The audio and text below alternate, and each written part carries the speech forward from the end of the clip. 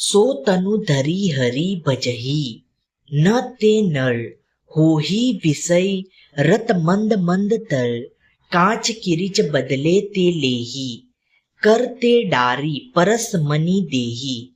ऐसा शरीर मनुष्य शरीर धारण करके भी जो मनुष्य भगवान हरि या राम का भजन नहीं करते हैं, बल्कि सांसारिक विषयों भोगों में लीन रहते हैं, वे अत्यंत नीच और अधम है।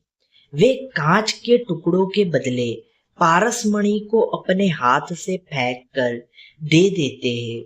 उनका यह कर्म ऐसा है जैसे कोई व्यक्ति पारसमणि को हाथ से फेंक कर बदले में कांच के तुच्छ टुकड़े ले ले। मनुष्य जीवन भी पारसमणि के समान अमूल्य है, जिसे विषयों में लगाकर वे व्यर्थ कर देते हैं। धन्यवाद।